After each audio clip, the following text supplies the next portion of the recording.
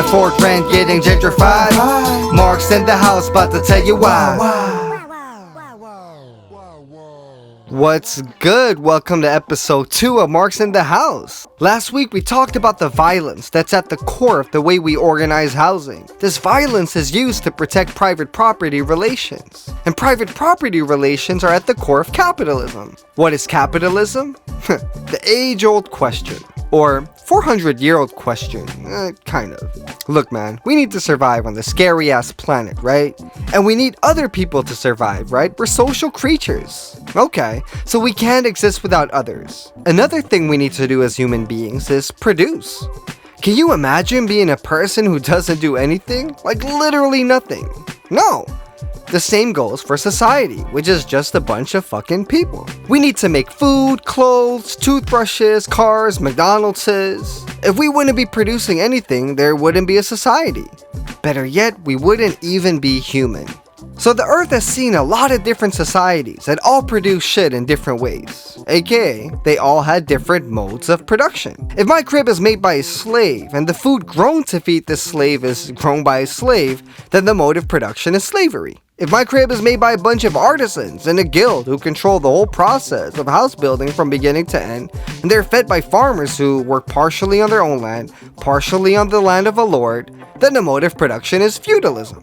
But if my crib is made by a bunch of contractors who work for a wage and don't own anything they make, and are funded by some giant-ass corporation who somehow also owns a farm where food is picked by people who also don't own what they produce and also work for a wage, that's capitalism. In short, to severely oversimplify, under capitalism, you either own a company or you're owned by one. There's employers and employees. Under feudalism, in a lot of cases, things were produced for their use value. You grow food because it needs to be eaten. You build a house because, well, somebody needs a fucking house. Again, oversimplification. Under capitalism, we produce for profit. This means we don't look at the use value of something, but the exchange value. AKA, companies don't produce something because someone needs it, they just produce what makes them a lot of fucking money. The bourgeoisie are the people who own companies. They own the means to make a house. They own the cement, the wood, the tools, and all the fucking shit that's needed to build your crib. These houses aren't built to give people a place to stay. The bourgeoisie has them built because they can build them at a lower cost than what they can sell them for, aka they can make a fucking profit. The tools to make them aren't owned by all the people in the city collectively to use whenever needed. No, they're owned by private companies. So put private property and the profit motive together and you have capitalism. Now let's take a closer look at use value and exchange value, since we're going to continue to build on these concepts throughout the series. What's the use value of a house? To give shelter, to store things we need to survive, to give the means for someone to feel safe and have a space in which they can express themselves. So what's exchange value? Well, we express an exchange value in terms of money. Some cribs are worth 100,000, others 500,000, some 10,000. Land under capitalism has an exchange value too. Tiny bit of land in Manhattan can be valued at 100,000. But that same amount of land in middle of nowhere Idaho can be worth $100 fucking dollars. Now when something has both a use value and an exchange value, it's a commodity. How exciting. This is what we mean when we talk about the commodification of housing. Instead of building houses based on needs, our production of housing is based on exchange value. But think about it. Can you really put a price on a house? On that feeling of security and all those memories caught between four walls? But under capitalism, we don't care about those things. Exchange value here reigns supreme over use value. Why? Why don't we focus our production based on use value? That's because capitalism is based on competition. Let me explain. Let's say I'm a real estate capitalist and I start my day with $1 million. I need to end the day with more money than I started with because I need to stay on top of my competition. This means that I'm gonna invest in whatever project makes me the most fucking money. I'm not gonna invest in low-income housing with shitty margins that barely make me any guap. No, I'm gonna invest in building condos that will make me millions of dollars. It doesn't matter if people actually live in them, as long as someone buys them.